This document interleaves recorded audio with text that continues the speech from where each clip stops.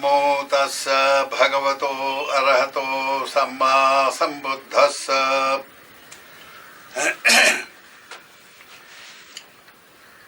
Last week we discussed about the law of karma in the form of power. Actually, in several discourses we have this series on karma as power.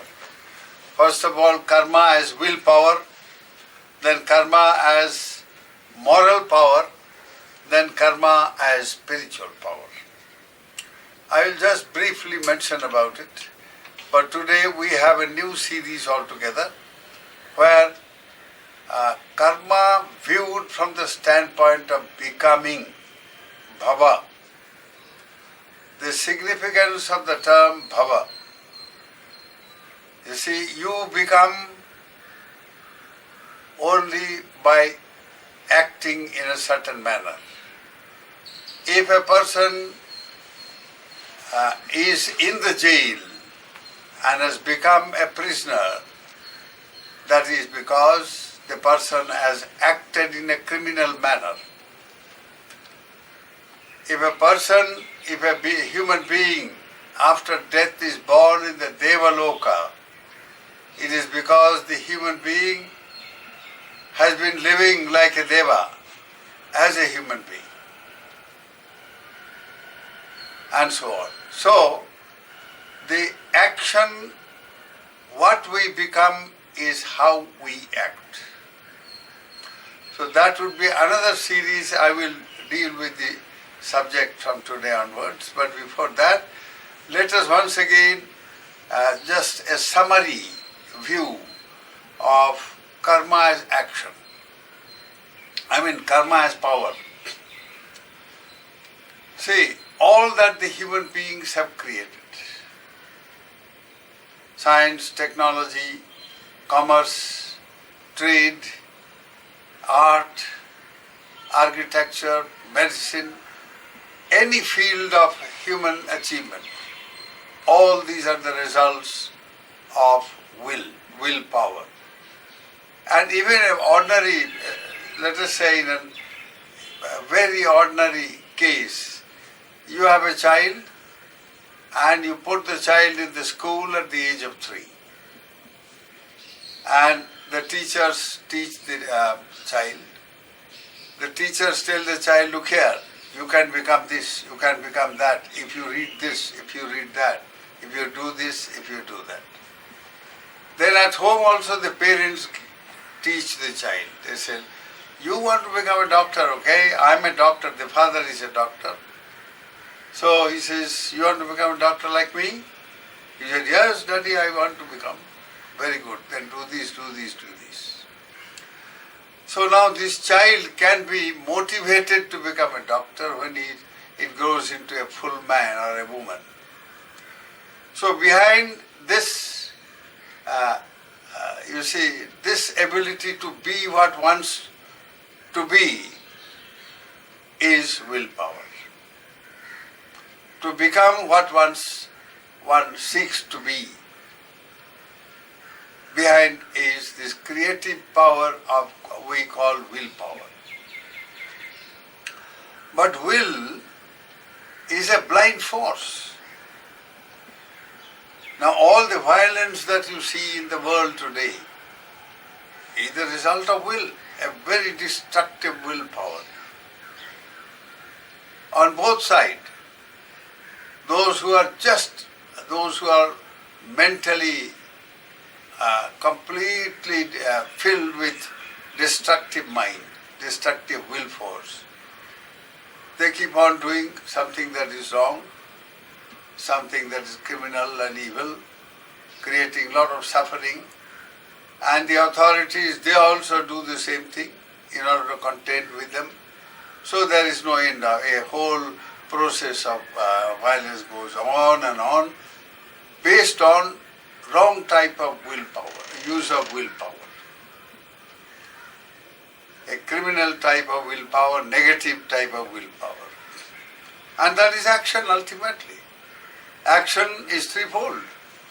Action bodily action, the way we act and do things, verbal action, the way we speak, and mental action, the way we think, imagine, plan, and all mental activities of that kind.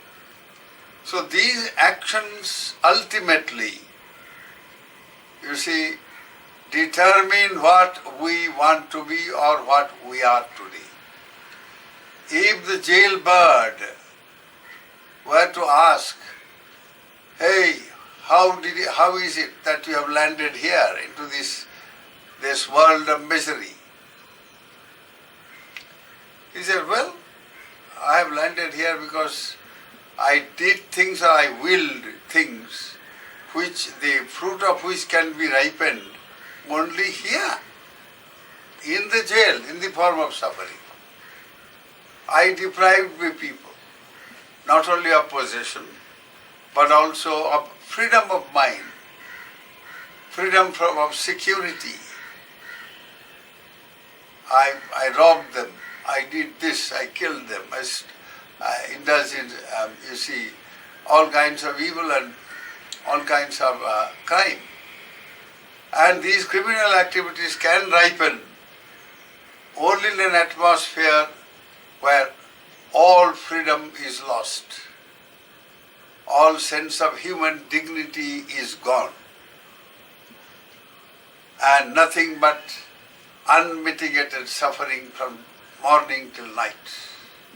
Everybody calls you by some names and low, very, you see, derogatory terms, imposes all kinds of punishments without any reason. So there you are. What you become is how you have willed to become. Now this is the negative side of willpower. The positive side, there are human beings who enjoy great wealth and prosperity and happiness, name, fame, all the good things of life in human plane of existence. Here and now you can see, and all that is because what they have willed. If you go deeply into it without mixing up, you see, reality with theories, with concepts. You say, no, I got all these things because some supernormal power, some supreme God, somebody has given me all this. The reality is very different. So human beings, if they live in a state of reality, then their minds can achieve the highest reality, which is liberation from all sufferings of worldly existence, samsaric existence. So, karma as a willpower, we have discussed it in detail. Similarly, moral power, you can see that here and now, how it works. And then, but both willpower and moral power, I see, willpower is plain creativity, either negative way or in a positive way, is blind. Moral power is not blind as such. It only determines our gati, our destiny, either upwards or downwards. By action, every action has a moral quality. If the action is morally unwholesome, then the result will be, it will ripen in a plane of existence where you see only such can ripen. Say, if a person has killed, or if a person steals or commits immorality of all kinds, tells lies all the time, and so on. Now these karmas can ripen in an area, in a place where such activities not only exist but prevail. Let's say in a society where people believe in violence, where people believe in badalao, revenge, from generation to generation. There, you see, families have revenge. In Afghanistan, it is well known. Even in the British time, those Britishers who used to be posted in Afghan areas, they would come back and say, my, it's a terrible world of revenge. It's called the family revenge. Now somebody has hurt somebody in the family, or the honor, so-called honor of the family. A boy has somehow got, involved with a girl of a family. And these families are not of the same level, either socially or in so many ways. They have their own distinctions, like our caste system and so on. So, now the honor of the family is involved, so that woman is either killed or done, very tortured, and so there is a revenge. Revenge factor comes in. The father says, okay, I will not, or the brothers will say, I will not stop unless I take revenge with the other family for destroying our family honor by running away with my sister or my daughter, and so forth. So this kind of revenge and killing and tremendous hatred and all that, from generation to generation it has been continuing. And even today in that area there is no peace at all. So you see, there are three planes of existence, very distinct planes of existence. One is known as Kamma Loka or Kamma Bhava, the sphere of existence. Kama means desire or sense-born desire. Desire that arises through the six senses: eye, ear, nose, tongue, body and mind. Now these sixfold sense organs, you see something nice and you like it, so you want to have it. And there arises desire for having it. And if you keep on desiring, then it will go into clinging to what you desire. Then if this clinging to what you desire will end up as attachment for that thing that you desire. So this is how the mind gets involved. Sense-based desire rules the lives of beings who are born in the plane of sense desire. Kama Loka. So Kama Loka is not, there are many levels of desire. Let's say the desire of a human being is, and the desire of a crocodile, it differs very greatly indeed. Now a crocodile desires to swallow stone, big pieces of stone.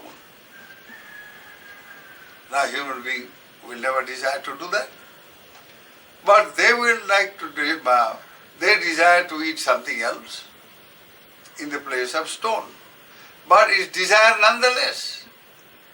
Whether it's desire for some vegetable or some sweet or some toffee or for a stone,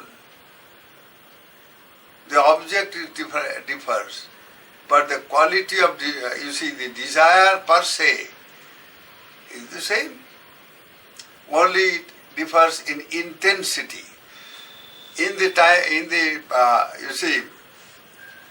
case of the crocodile, the desire is so very intense and powerful that as soon as it swallows a big piece of stone, that stone gets converted into a lump of butter, so to say. It becomes soft with that tremendous heat inside the belly of the crocodile. Just melts away there. So desire has very different levels. From the lowest plane, there are two. In the Kama Loka, you have got two distinct spheres. One is the Durgati or Duggati in Pali, Durgati in ordinary, in Sanskrit and in other local languages, which means the plane of the various planes where beings suffer. These are realms of woe, unmitigated suffering if you are born there. And not only suffering in that particular life, life is so insecure and so filled with fear all the time, and you cling to life so much, though you are swallowed by a bigger creature of your own kind. See, that fear of being swallowed wholesale is so very pervasive and intense, you see, that there is no peace of mind. Now you go and live in a jungle, then you see a smaller creature is swallowed by a bigger one by another bigger one, and so forth. At least in the human plane, in the Sugati where human beings live, and the various divine devas also live. Now in Sugati, they won't swallow, a human being won't swallow another human being wholesale, no. Now of course we have got the story of cannibals, human beings who live on human meat. But that's a different story. That's not like swallowing a whole being, you see, wholesale.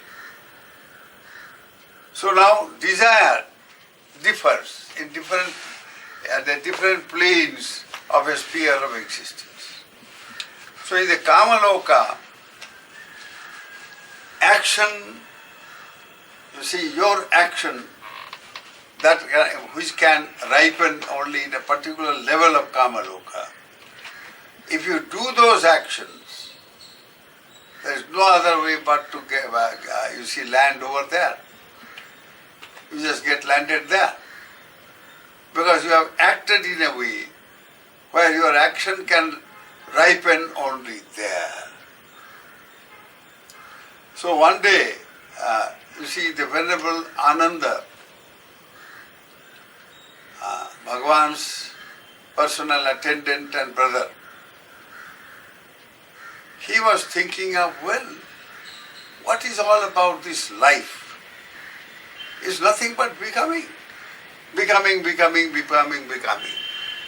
Bhavati. One becomes. He was thinking, of course, in a deeper way. He says, ultimately, you see, we are constantly dying and we are constantly being reborn. That is the fact of life. So at this level, you see, life is nothing but becoming in the form of a process of becoming. Say, at the pure material bodily level,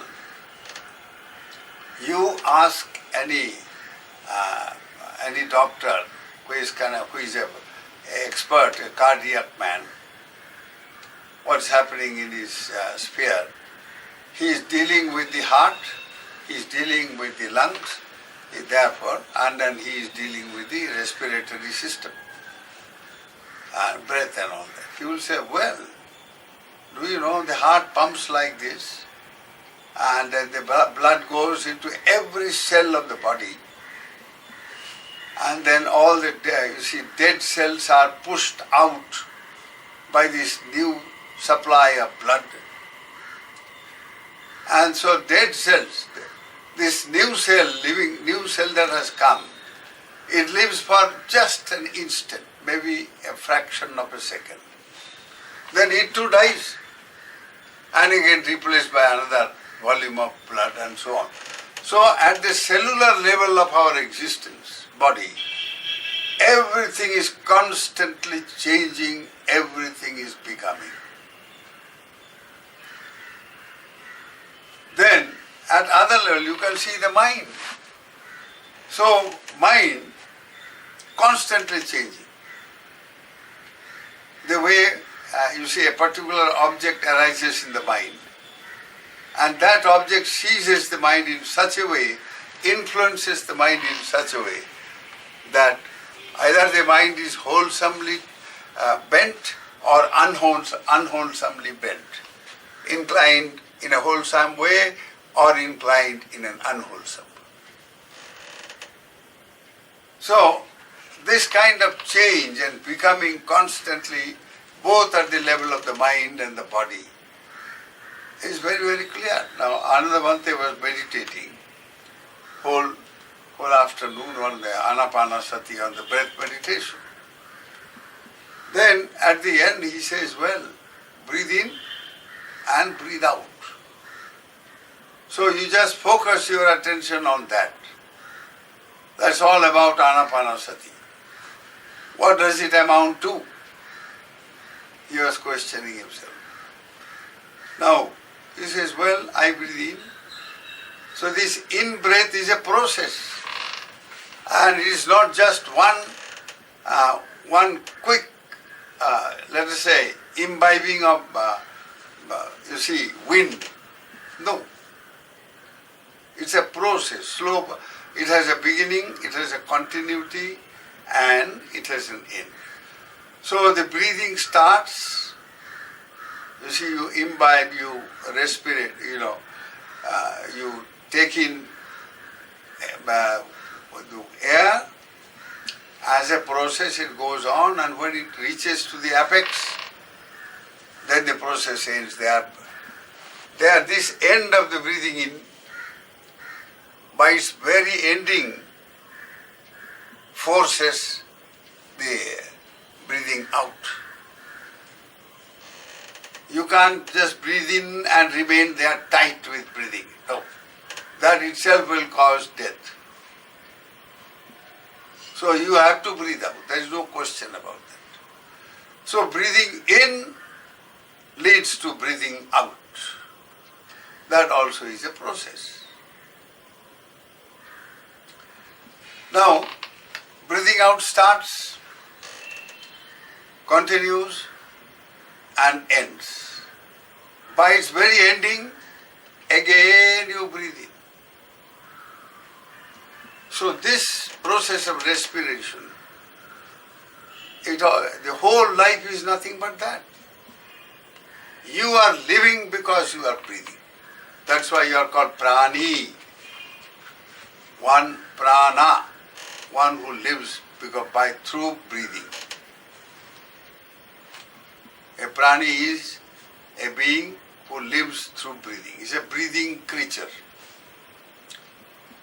And the whole universe, if you see, a very large area of living